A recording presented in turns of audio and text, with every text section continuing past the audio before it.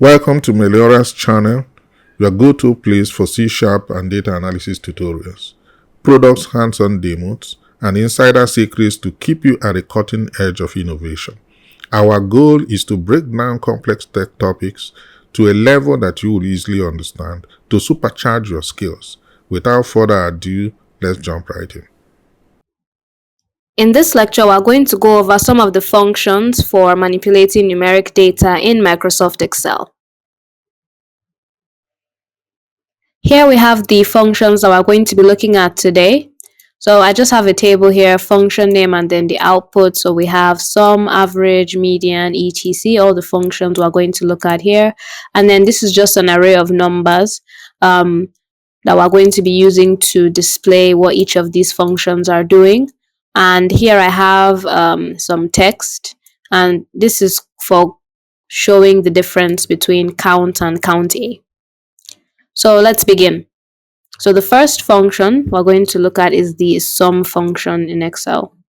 So sum, open parentheses, and then we're going to select our range of data. And there we go. So what this is going to do is just going to add all the numbers in this range together, and then it's giving us a total of 1032. Next, we have our average or mean. So this is going to find the mean of the range. And here we have our mean as 51.6. So the average function, it just finds the mean. So it adds all the numbers and then divides by the n, the number of values.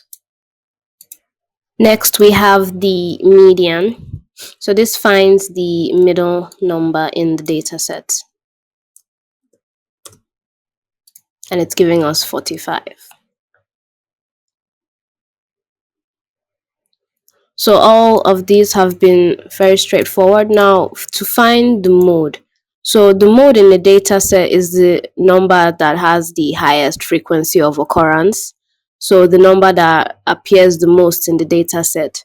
So there are actually two functions of finding the mode in Excel. I'm going to show you mode.sngl, so that's mode single. So it just returns the highest occurring number, so just one value. We also have mode mult, which returns an array of modes. So if you have a number, like more than one number that appear an equal amount of times, that's what you want to use.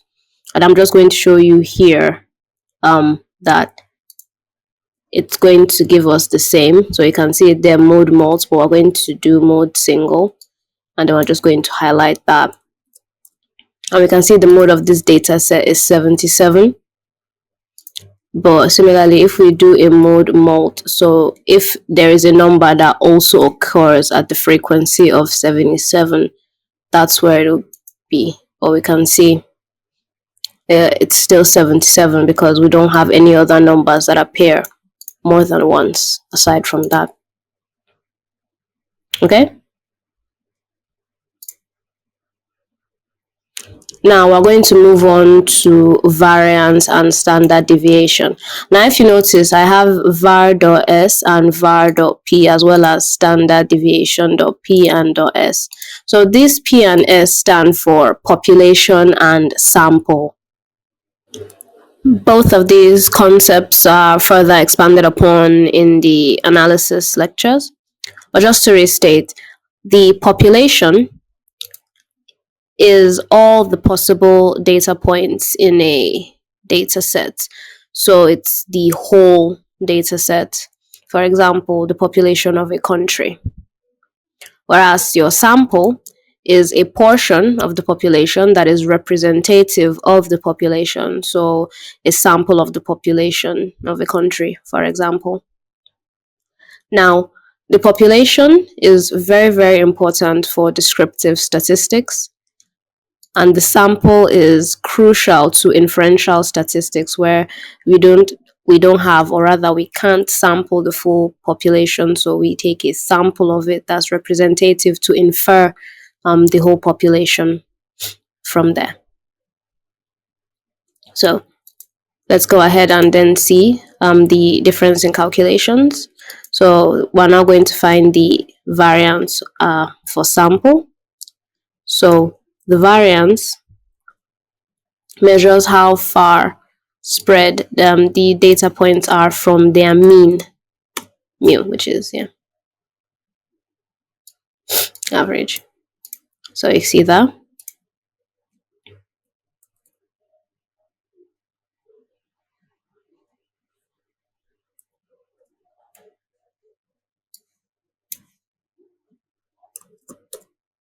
And that's what we have. Okay, just to make sure you see. And the standard deviation is also a measure of spread. It is simply a square root of the variance.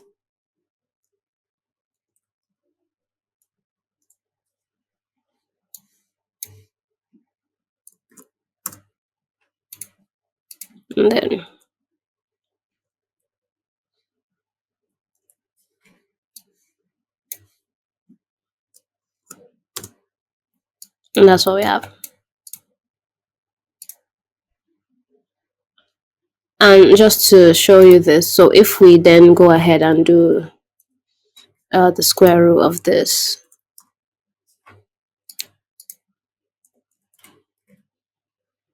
because if you remember, the standard deviation is the square root of the variance, so you see that we get the exact values for here as well.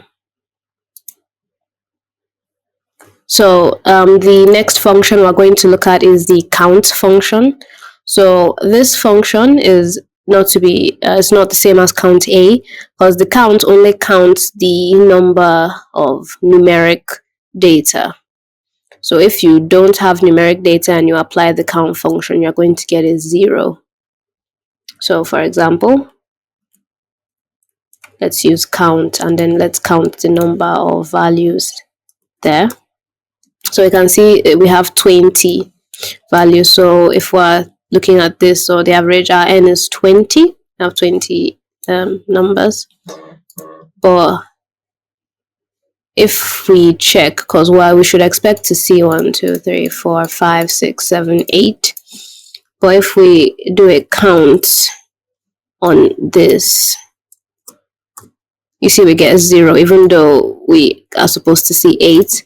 But if we do a count A, if you remember from the string lectures, we now get the 8. So count only counts the number of numeric values in a range, and it ignores other values. Okay. So, and if you remember our data type lecture, our dates are stored as numeric values, so we will still get count dates. So it's only mostly string that this value will ignore, and Boolean that this function will ignore. Square root. So this is the square root of a number. So let's pick 94 here. And we get 9.695. Next, we have the logarithm, which is log in Excel. So the logarithm lets you find the logarithm of a number to any base you specify. The default is 10. So let's also use 94 again. And we see 94 to base 10. The logarithm is 1.97. And we can now use a comma to separate, and we can specify the base. So let's use base 2. And we see that the logarithm of 94 to base 2 is 6.55. We have ln, the natural logarithm. You can find that in Excel as well. And what this is the logarithm, but to the base e, which is Euler's number, which is a number relative to growth. And it's a constant. So ln is 4. So natural logarithm of 94 is 4.54. And then the last function we're going to look at for the most commonly used ones is going to be the mod function. So this is similar to modulo if you have seen it in any other area. So this just returns the remainder of division when you divide a number by something. So for example, let's divide 7 by 2. And if you now know, we're expecting to see a value of 1, because 7 7 divided by 2 is 3 remainder 1. And then we get 1 because that's the remainder of that division. But if I change this here to 6, 2 divides 6 perfectly, so we now have a mod of 0 in that situation. So yeah, these are just some of the most commonly used Excel numeric functions. We are going to see more, but this is what we are going to know for now. So the other functions, especially as we go on for more statistics, but these ones will be sufficient for now. That brings us to the end of the lecture. Thank you for watching. Thank you for watching, and if you learned something new or enjoyed this video, be sure to show us support by clicking like and subscribe.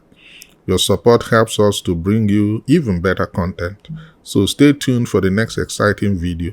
You can also click the link below to see other free and paid videos on other exciting topics. If the click did not work, kindly copy the link and paste on your browser. Thank you and see you in the next video.